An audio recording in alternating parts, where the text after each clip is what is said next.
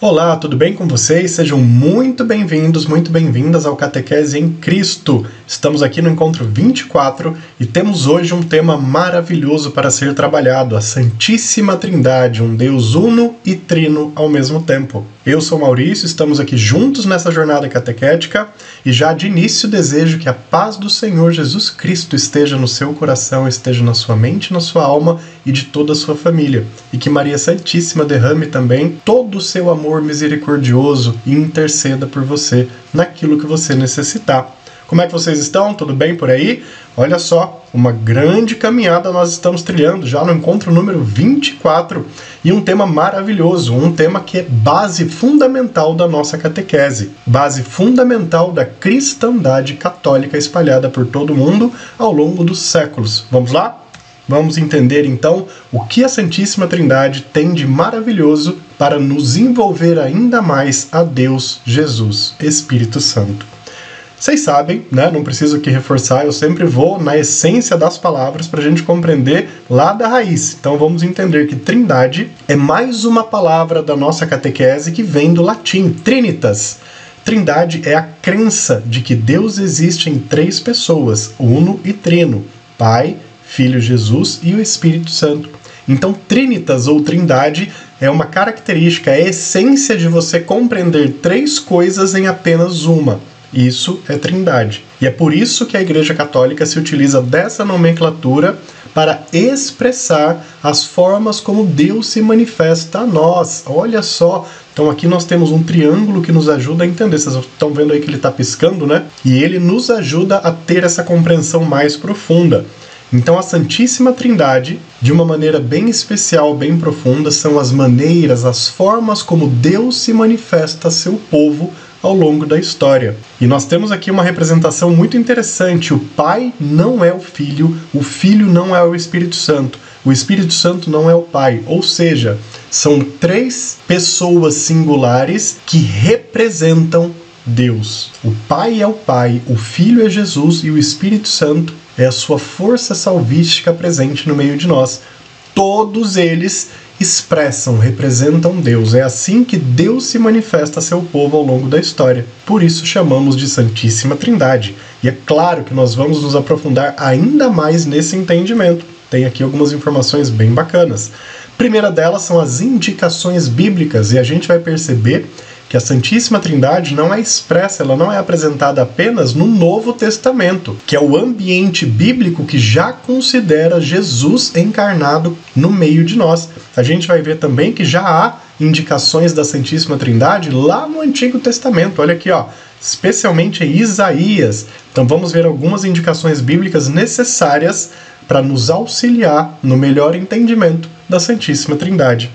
Isaías, capítulo 44, versículo 6. Assim diz o Senhor, Rei de Israel e seu Redentor, o Senhor dos Exércitos. Eu sou o primeiro e eu sou o último, e fora de mim não há Deus. Isaías aqui já está nos apresentando duas figuras que são utilizadas por Deus para se manifestar e se relacionar conosco. Senhor, Rei de Israel e seu Redentor. Já estava, obviamente, falando aqui de Jesus Cristo. Nós sabemos que o profeta Isaías, ele deu muitas indicações da vinda do Messias Jesus. E aqui nós temos uma delas que já nos apresentava naquele tempo, já nas escrituras passadas, essas manifestações de Deus como Senhor, Rei e como Redentor. Temos ainda aqui embaixo, olha, Gênesis, lá no início de tudo, primeiro livro bíblico, o início do Pentateuco. E disse Deus, façamos o homem à nossa imagem conforme a nossa semelhança, e domine sobre os peixes do mar, sobre as aves dos céus e sobre o gado, e sobre toda a terra, e sobre todo réptil que se move à terra. E se alguém não compreendeu o entendimento dessa passagem, eu vou deixar muito claro. E disse Deus, já está falando num formato de Pai, no formato celestial. Façamos o homem à nossa imagem conforme a nossa semelhança. Ou seja, já estava sendo dito que havia uma manifestação humana que viria ao mundo. Porque se ele faz o homem à nossa imagem e semelhança, ele está falando a nossa. Um só Deus já se manifestando de várias formas. Por que ele diz a nossa? Ele diz a nossa porque Deus já deixava claro que haveria uma outra forma de o vermos e nos relacionarmos com ele. seu Filho, Jesus Cristo, o próprio Deus. Estamos vendo como o Antigo Testamento é riquíssimo já para nos indicar toda a messianidade de Jesus? 2 Coríntios, capítulo 13, versículo 14, a graça do Senhor Jesus Cristo, o amor de Deus e a comunhão do Espírito Santo estejam com vocês. E aqui é uma leitura que muitos já devem se identificar com ela, porque nós a vemos nas celebrações da Santa Missa. Leitura mais direta que essa para indicar a Santíssima Trindade, acho que é muito difícil, né? Que a graça do Senhor Jesus, o amor de Deus e a comunhão do Espírito Santo, ele já está apresentando todas as manifestações divinas contidas na Santíssima Trindade. Aqui nós temos uma carta maravilhosa de Paulo para nós. Evangelho de Mateus, no seu capítulo 3, versículos 16 e 17. Assim que Jesus foi batizado, saiu da água. Naquele momento o céu se abriu e ele viu o Espírito de Deus descendo como uma pomba e pousando sobre ele. Então uma voz dos céus disse: "Esse é o meu Filho amado, em quem me agrado." Também é uma citação dos evangelhos, no caso aqui de Mateus, que fala de Jesus, fala do Espírito Santo e fala do próprio Deus diretamente. Todos representando uma Santíssima, Trina e Una. Representação do nosso Senhor. Tão glorioso, tão maravilhoso que é. Por último, ainda em Mateus 28, versículo 19, portanto, vão e façam discípulos de todas as nações, batizando-os em nome do Pai, do Filho e do Espírito Santo. Talvez essa citação, juntamente com Coríntios, não deixa qualquer dúvida de que a Santíssima Trindade já havia sido estabelecida pelo próprio Deus para que nós pudéssemos ter essas formas distintas de nos relacionar. Um Pai Celestial, que a tudo cria, tudo governa de sua morada, que um dia, se Deus quiser, nós estaremos com Ele. O Filho, Jesus Cristo, encarnado em homem, tal como nós, foi ser humano, sentiu dor, nasceu, morreu e ressuscitou porque é Deus. E o seu Espírito Santo, que para nós é como o vento.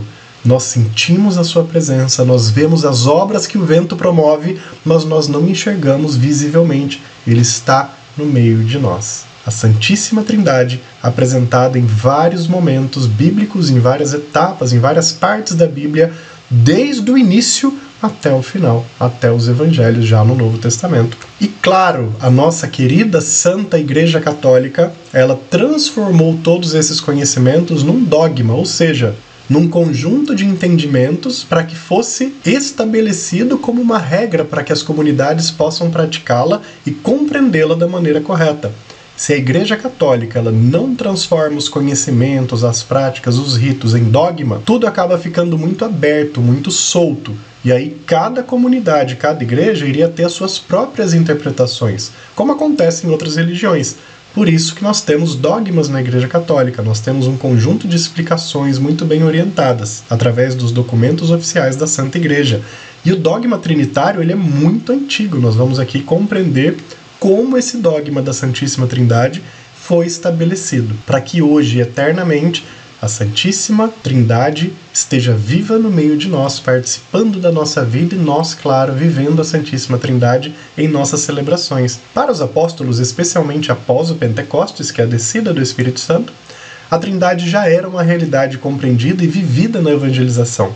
Ou seja, os próprios apóstolos, como a gente acabou de ver nas leituras anteriores, especialmente o Evangelho de Mateus, já se utilizavam do conhecimento trinitário que foi deixado por Jesus Cristo para praticar a fé, para batizar, para ministrar sacramentos, já utilizavam a Santíssima Trindade como uma forma de catequizar e trazer as pessoas junto ao coração de Jesus.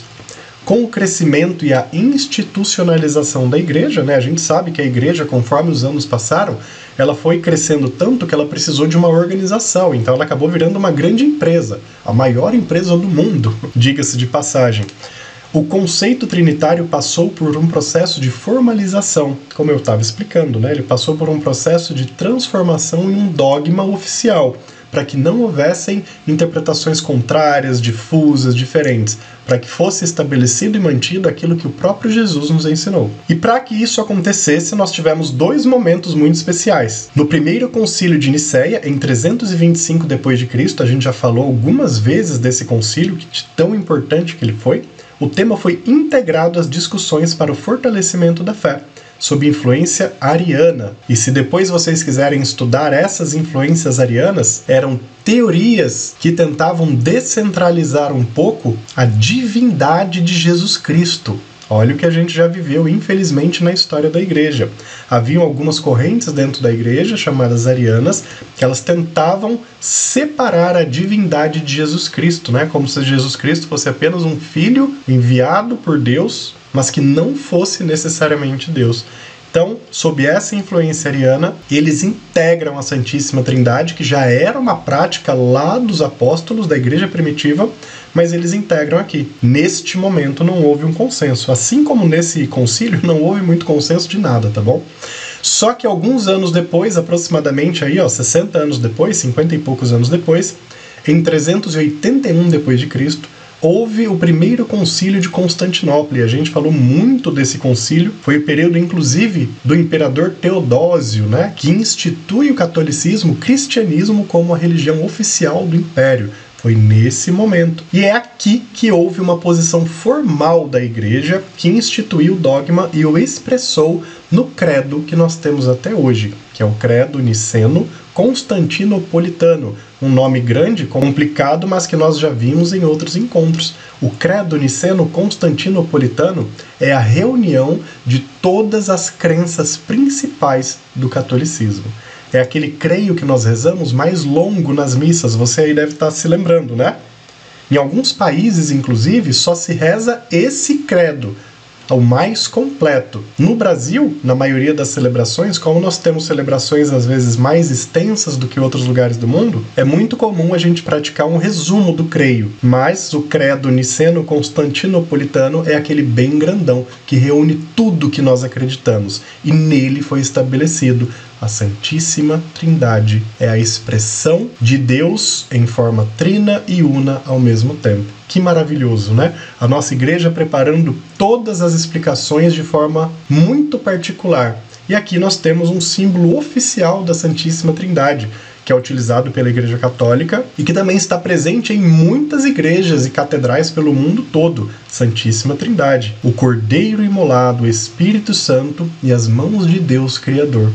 Que imagem bonita, né? Se você não conhecia, esse é um símbolo formal da Igreja Católica para expressar a Santíssima Trindade. E aqui, claro, nós vamos aprofundar ainda mais todo esse entendimento para que a gente possa perceber, sob as orientações da nossa Santa Igreja, o que cada uma dessas representações da Trindade expressa para nós. Qual é a imagem de Deus que aquela representação está nos expressando? Pai não foi criado nem gerado, é o princípio e o fim, princípio sem princípio, da vida, e está em absoluta comunhão com o Filho e o Espírito Santo. Olha só que apresentação maravilhosa do Pai dentro da Santíssima Trindade. Não foi criado nem gerado, princípio e o fim, um princípio sem princípio de todos os tempos da eternidade. Filho, eterno como Pai e consubstancial a Ele, ou seja, a mesma substância. Jesus como Filho, Deus como Pai são a mesma substância expressos de formas diferentes. Não foi criado pelo Pai, mas gerado na eternidade da substância do Pai. Ou seja, lembra quando a gente falava do Gênesis, já do momento da criação, a imagem e semelhança? Jesus sempre existiu. Jesus é Deus. Deus é Jesus. E o Espírito de Deus, Jesus, é o que nós chamamos de Espírito Santo, que permeia por nós. Encarnou-se em Jesus de Nazaré, assumindo assim uma natureza humana que durou aproximadamente, como sabemos, 33 anos. Espírito Santo não foi criado nem gerado. Personaliza o amor infinito de Deus sobre os homens. Olha só, dá personalidade a esse amor, porque é o Espírito que percorre de maneira invisível aos olhos, mas perceptível ao nosso coração, espalhando os dons do próprio Deus para nossas vidas. Manifestou-se no batismo e na transfiguração de Jesus e foi plenamente revelado no dia de Pentecostes. Vocês estão percebendo a essência maravilhosa? Não é um simples sinal da cruz que nós fazemos quando entramos na igreja ou iniciamos alguma oração.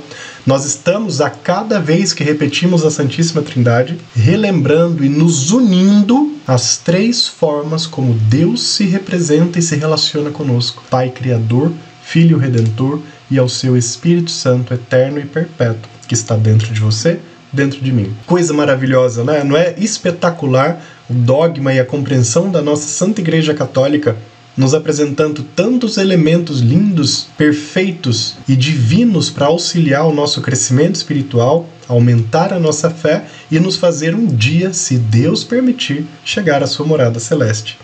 E assim, nós encerramos, como vocês sabem, com as perguntas que movem. O mundo é movido muito mais por perguntas do que pelas respostas. O Espírito Santo pode ser visto? Olha só que pergunta profunda e interessante. Se a gente for fazer uma referência bíblica, em muitos momentos o Espírito Santo foi visto como uma grande luz, como uma pomba branca. E até os dias de hoje, a cada celebração, a cada adoração eucarística, é muito comum que os cristãos que estão em profundo estado de graça e oração consigam sentir, consigam enxergar com o coração o Espírito Santo de Deus sobre suas vidas. Por que Jesus se diz Filho de Deus se Ele é o próprio Deus? Olha só que pergunta complicada, profunda e que nos mexe, nos balança muito. Mas eu creio que este próprio encontro já nos trouxe todos os elementos necessários para essa compreensão. Deus se apresenta e se revela a nós de 3 formas diferentes. E quando Ele envia a sua própria substância em forma humana, Jesus nasce como um bebê no ventre de uma mulher. Por isso ele é chamado Filho. Compreendemos? Porque a substância do mesmo Deus que é Pai, Jesus e Espírito Santo é a mesma substância apresentada de formas diferentes. E em Jesus Cristo foi uma substância que se humanizou durante um período. Por isso, Filho, foi gerado, nasceu e viveu no meio de nós. Hoje permanece através de um dos elementos da Santíssima Trindade, que é o Espírito Santo. Muito bem. Como crer sem ver? Talvez essa seja a base da fé, né? Como a gente acredita, como é que a gente crê em algo sem ver? A ação do Espírito Santo na nossa vida é tão majestosa e maravilhosa que nós conseguimos enxergar de muitas formas a espiritualidade de Jesus. Não necessariamente com os olhos, ou apenas dessa forma sensitiva convencional. Nós enxergamos, nós vemos para crer com o coração, com os sentimentos, com as ações que o próprio Jesus faz em nossas vidas. Tenho certeza que você já teve e continua tendo experiências maravilhosas no seu relacionamento com o Sagrado Coração de Jesus. A cruz representa a Trindade? Sim, de uma certa forma, o sentido da cruz, né, a simbologia da cruz, ela auxilia os cristãos a fazerem, sim, uma referência à Santíssima Trindade. Mas são símbolos distintos, né? A cruz de Jesus, ela nos revela parte do seu martírio e sacrifício, morte e ressurreição. A Santíssima Trindade nos revela as maneiras como Deus se apresenta e se manifesta a nós. Mas, como nós utilizamos esses 2 formatos quando fazemos o sinal da cruz para entrar numa comunidade, numa paróquia ou iniciar nossas orações, a gente convencionou em ligar a simbologia dessas 2 representações, apenas isso. A Trindade em outras religiões, fica aqui um material de estudo para que você possa mergulhar aí quando tiver o tempo, mas já adianto, há algumas outras religiões, umas mais antigas, outras mais novas do que o cristianismo, do que a nossa essência abraâmica, também tem esse entendimento trinitário em suas correntes, em suas crenças. Em especial aqui o hinduísmo, a religião que nasceu lá no norte da Índia, eles têm também uma representação chamada Trimurti, ok? Então ficam aqui perguntas que movem para que vocês possam desenvolver ainda mais a espiritualidade, o aprofundamento na fé em Jesus. Encerramos por aqui. Que a paz do nosso Senhor Jesus, através do Pai, do Filho e do Espírito Santo, esteja presente sempre no meio de todos vocês e que o amor de Maria Santíssima esteja grudado em seu coração para toda a eternidade. Nos vemos no próximo encontro. Tchau, tchau.